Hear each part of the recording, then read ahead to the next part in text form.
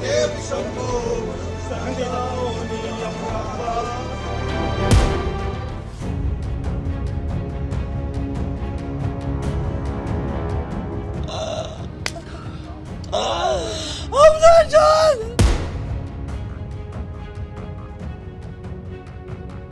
बस 10 मिनट भैया, 10 मिनट की बात हुई। 10 मिनट के बाद मुझे नहीं पता था उसको गोली मार देंगे।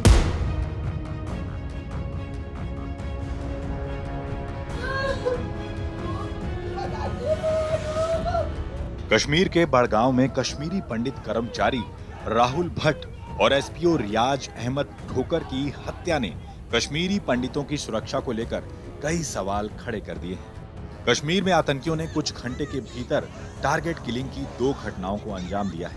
इसके बाद घाटी में तनाव की स्थिति पैदा हो गई है और जगह जगह प्रदर्शन हो रहे हैं।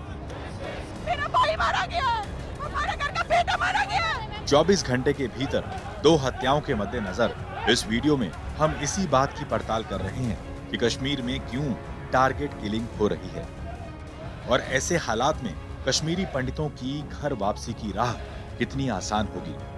हम इस बात को आगे बढ़ाएं, लेकिन उससे पहले जानिए कि आतंकियों की वजह से घाटी में कितने कश्मीरी पंडितों को अपनी जान गंवानी पड़ी। सूचना के अधिकार कानून के तहत पिछले साल हरियाणा के आरटीआई एक्टिविस्ट पीपी कपूर को श्रीनगर में जिला पुलिस मुख्यालय के एक डीएसपी ने बताया कि 1990 में आतंकवाद बढ़ने के बाद से हमलों में 89 कश्मीरी पंडित मारे गए। जानकारी के मुताबिक इसी दौरान 89 कश्मीरी पंडितों के अलावा अन्य धर्मों के 1635 लोगों की भी हत्याएं की गई। हालांकि कश्मीर संघर्ष समिति का मानना है कि करीब 680 कश्मीरी पंडित मारे गए।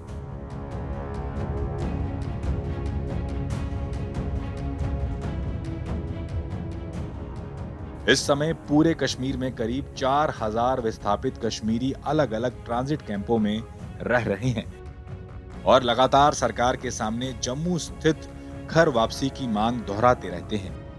1989-90 के बीच कश्मीर घाटी में पैदा हुए हालात के चलते बड़ी संख्या में कश्मीरी हिंदू परिवार अपना घर बार छोड़कर वहां से सुरक्षित निकल आए थे। 2015 में कश्मीरी पंडितों को लेकर लोकसभा में विस्थापन पर जो सवाल पूछा गया था कि 1990 के शुरुआती वर्षों में 62,000 ऐसे परिवार थे जिन्हें आतंकवाद की वजह से घाटी छोड़नी पड़ी।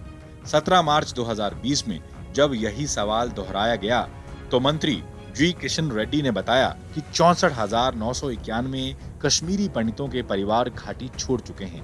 वहीं अमेरिकी खुफिया एजेंसी CIA के आंकड़े बताते हैं कि आतंकी हिंसा के बाद 3 लाख कश्मीरी पंडित विस्थापित हुए थे।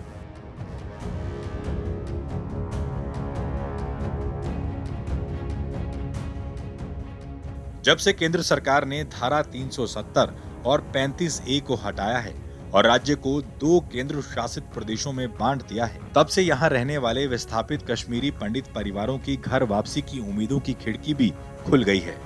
लेकिन इस पर एक गंभीर बहस भी छिड़ी हुई है, क्योंकि जम्मू कश्मीर से धारा 370 हटने के बाद भी कश्मीरी पंडित सुरक्षित नहीं है।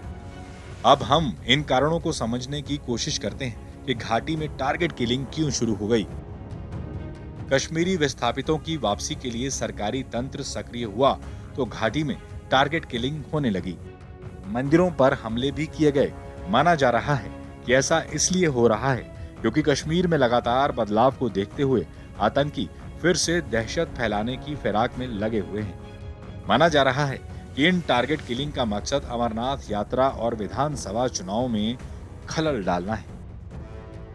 कई वजह तलाशने पर कई कारण निकलकर सामने आए, जैसे 1 साल के भीतर पूरी घाटी में सुरक्षा बलों ने बड़े ऑपरेशन चलाकर सभी प्रमुख आतंकी संगठनों की कमर तोड़ दी।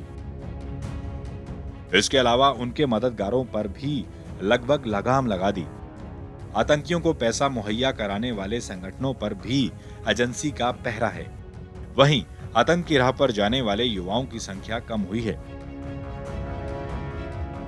ऐसे में कश्मीरी पंडितों की घर वापसी की राह में टारगेट किलिंग एक बड़ी बाधा है। कश्मीरी पंडितों को घाटी में बसाने के प्रयास को कमजोर करने के लिए ही टारगेट किलिंग हो रही है। मीडिया रिपोर्ट्स के मुताबिक टारगेट किलिंग के पीछे पाकिस्तान की आईएसआई का हाथ है। विशेषज्ञ मानते हैं कि केंद्र सरकार को पहले इस टारगेट किलिंग पर रोक लगानी होगी, तभी कश्मीरी पंडितों की घर वापसी की राह आसान हो सकती है। इंतजार काफी लंबा हो चुका है, अब सरकार को कुछ सोचना ही होगा। टाइम्स नाउ भारत डिजिटल की रिपोर्ट।